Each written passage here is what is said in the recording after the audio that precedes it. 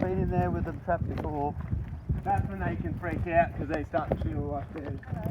Hey, how you going? Still there? Yeah, So we're...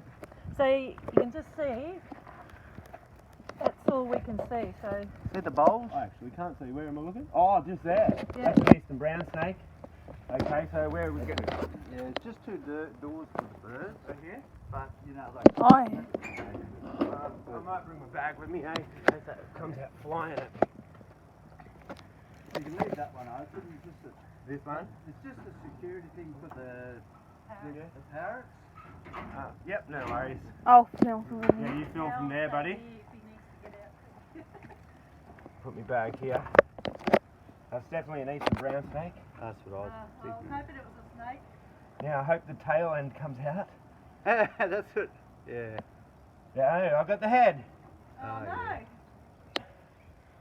Great, just the bit I want to be dealing with. Small. Yeah, it's not too big.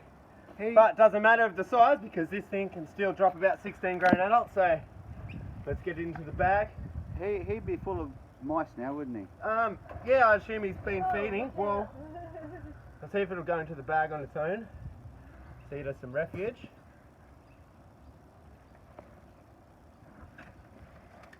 Whoa, caught on that though.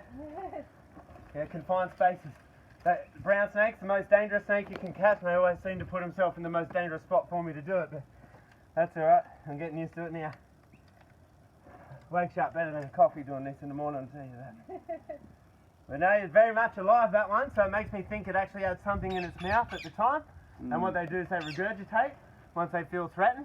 So see how he didn't pull his head out straight away like that? So he's probably got, there's probably a dead rat or mouse or whatever in there right now, because he would have been feeding, or her would have been feeding, and then when it's felt me disturb it, it would have regurgitated that feed. And then, yeah, I've seen that before. Yep. And here it is. And just don't move it all, buddy, because that's when he might turn around and wonder what the hell it is that's moving.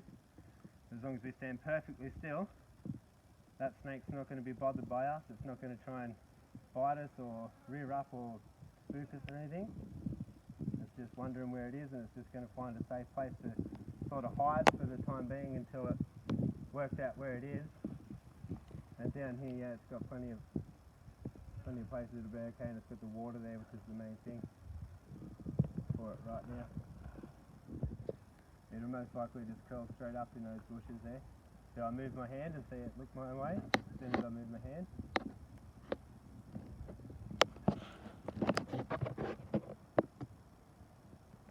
And so what happens if you come across a snake in the wild, you walk along and you see a snake about this distance away, best thing is to just stand perfectly still and let it go away on its own accord.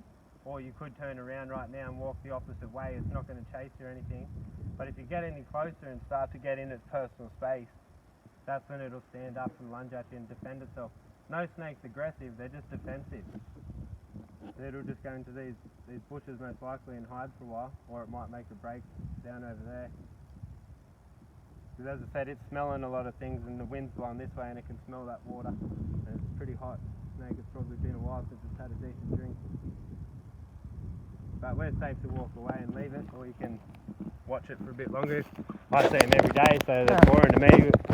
But, well, not boring, I love them, but...